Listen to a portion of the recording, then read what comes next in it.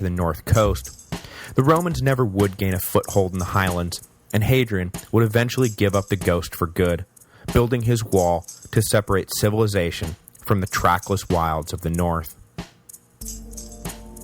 But now I'm getting ahead of myself rather than trying to play catch-up. While Agricola was still in Britain, Vespasian died, and his son Titus, who had likely served alongside Agricola during Boudicca's revolt, ascended to the throne. Both men were about the same age, just shy of their 40th birthdays, and if Titus lived as long as his 70-year-old father, that meant that the empire had just bought itself 30 years of stability. But the merciless fates would conspire to rob Rome of their enormously popular new emperor in just 2 years, and leave them instead with Titus's far less popular brother Domitian. Domitian would reign for 15 possibly misunderstood years before being deposed in 96 AD, permanently ending the Flavian dynasty, which most figured would have barely gotten going by that point. But rather than opening another round of destructive chaos as the fall of the Julio-Claudians had done, the fall of the Flavians ushered in the golden age of Imperial Rome. The so-called Five Good Emperors who ruled from 96 AD until Marcus Aurelius foolishly handed power to his son Joaquin Phoenix in 180, wisely governed Rome to the height of its power, prestige, and glory.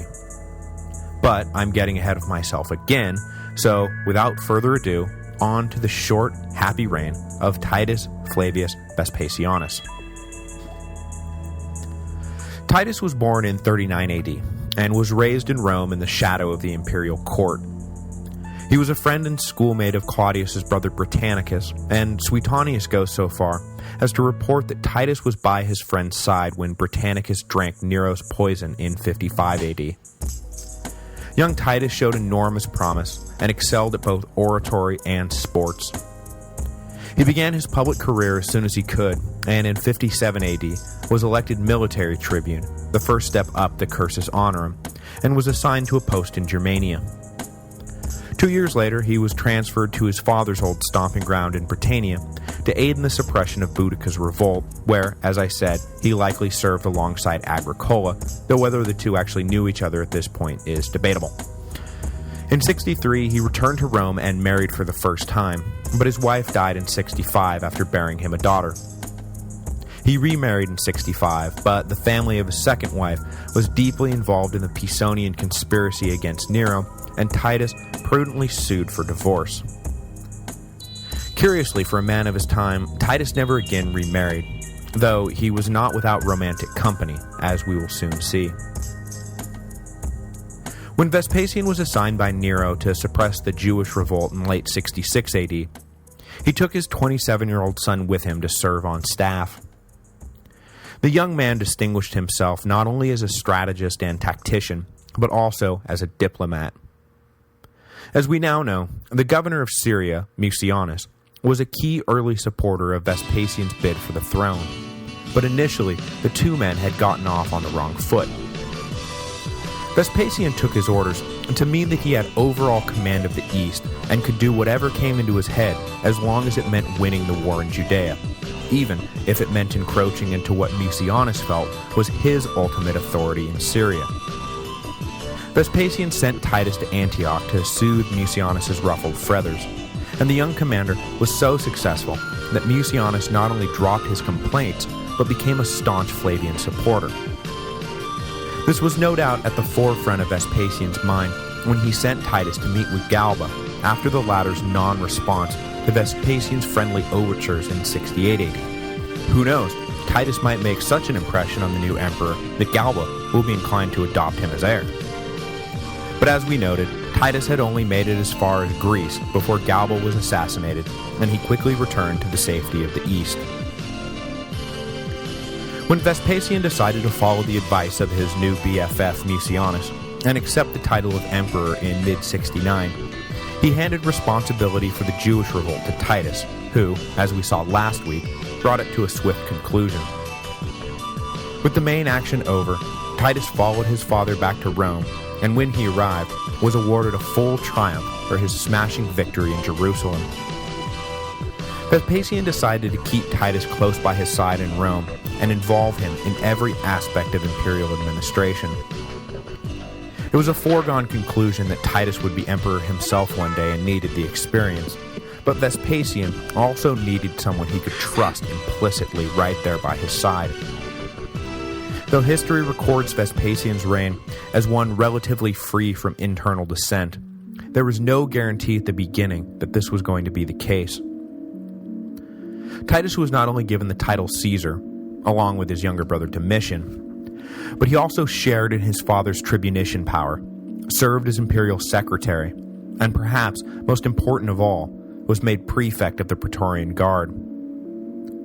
If there was one lesson to be learned from the previous year's unrest, it was that the emperor must watch the Guard as vigilantly as they watched him. With Titus serving as prefect, Vespasian could be sure to remain one step ahead of any palace coup. The problem for Titus, and the reason there were some misgivings about his ascension, is that all of this cast him in the role of enforcer of imperial will. He was the bad cop to Vespasian's good cop, and Titus quickly gained a reputation for uncompromising ruthlessness. When he did ferret out a plot here or a conspiracy there, he did not hesitate to execute or exile the scheming parties involved, as was the case with Caecina near the end of Vespasian's reign. The lack of due process that date led many to naturally fear what Titus would do once he ruled in his own right. His alleged cruel streak was then coupled with a growing reputation as a cavorting hedonist. He isn't even married, the scandalized chattering classes fretted. And a caricature soon emerged of Titus as the reincarnation of Nero. Adding to his image problem was the fact that while he had been posted in the East, he had begun a relationship with the Jewish queen Berenice, who had been driven out of Judea when the revolt began in 66. The two remained romantically attached for years, and in 75 she traveled to Rome to live with the man who was her husband in all but legal title. This was too much for the Romans, however, whose feelings about tempestuous Eastern queens has been well documented. Finally bowing to public pressure, Titus ended his relationship and sent Berenice back to the east. After he became emperor, she attempted to return to his side in Rome, but he ordered her away again, unwilling to risk the political fallout that was sure to accompany her arrival. But though he was not trusted by the nobility and was not particularly popular with the masses, when he succeeded his father in 79, Titus quickly proved all worries about his character totally baseless. He had played the bad cop because that is what his father required, and his reputation as a Dionysian prince was revealed to have been a gross exaggeration. He was every bit as self-confident as his father had been, leading to the same sort of rational, not insane policies that were fast becoming the hallmark of the Flavian dynasty. In a move 180 degrees removed from the doubters' assumptions about him, Titus took the step of formally abolishing the treason courts, which had been disdained by his father, but were still officially on the books as a legal possibility. He even went so far as to punish potential informants who came by the palace looking to peddle juicy gossip in exchange for favors. Rather than hedonistic cruelty, Titus displayed the exact opposite at every turn, and was lauded by contemporaries and historians alike for his generous spirit. According to the legend, he famously remarked one evening after realizing he had done no one any favors that day, "Friends, I have wasted a day." Of course, his sterling historical reputation is aided by the brevity of his term in office. Cassius Dio, writing 100 years after his death, made the point of contrasting Titus with Augustus, stating that while Augustus never would have been so loved had he lived a shorter life, Titus never would have been so loved had he lived a longer one. Titus is also helped by the fact that his actions supposedly contrast sharply with those of his monstrous brother Domitian, who was universally derided by the ancient historians. As we'll see next week, Domitian probably wasn't as bad as he is made out to be, but the senatorial historians certainly had an axe to grind with him, and building Titus up into some super wonderful dreamboat was probably a part of that process.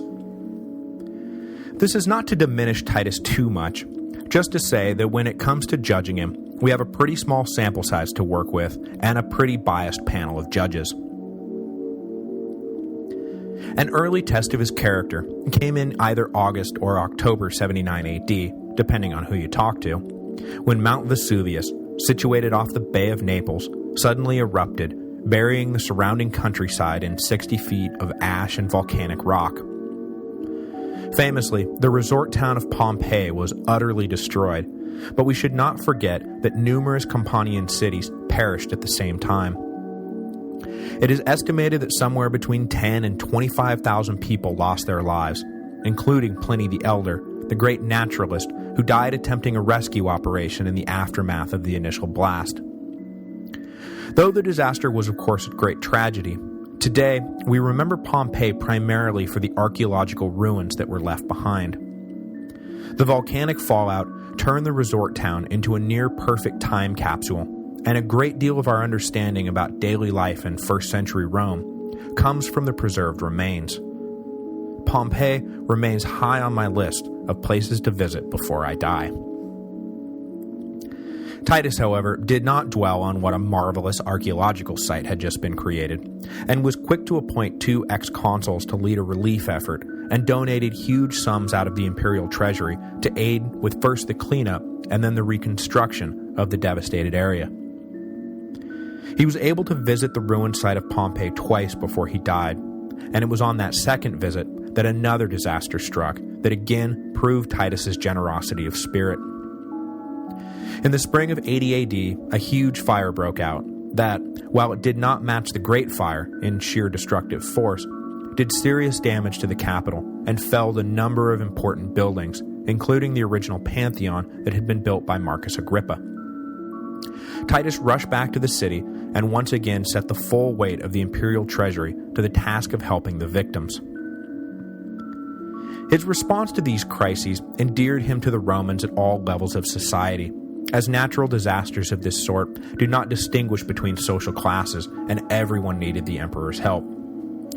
His popularity then soared when he was able to complete the Colosseum and adjacent Flavian baths by that summer, inaugurating the grand stadium with 100 days of games, gladiatorial matches, exotic animal hunts, and chariot races. Exhausted from dealing with their burned-out city, the population was eager for a distraction from their problems, and Titus obliged them splendidly. On the last day of the inaugural games, Titus formally dedicated the so-called Flavian Amphitheater in what would prove to be his final official act as emperor. In September of 81 AD, just a short distance from Rome, the traveling emperor was forced to put in at a way station after coming down with an infection. On September 13th, just 2 years into a reign that most figured would last for a generation, Titus succumbed to his ailment. His last words were the enigmatic, "I have made but one mistake." Much has been made about what the dying emperor could have meant, with suggestions including his impious entrance into the Holy of Holies during the sack of Jerusalem, Berenice, abruptly ending said relationship with Queen Berenice, conducting a secret affair with Domitian's wife, or, a favorite of later historians, not killing Domitian when the latter was discovered supposedly plotting against his brother. We'll never know for sure what Titus was referring to, because, well, he died right after uttering his delightfully self-confident epitaph, but just for fun, sometimes I like to imagine it as something ridiculously trivial. Like maybe he was remembering the time he forgot to bring wine to a dinner party. And so, while everyone is looking around for some huge revelation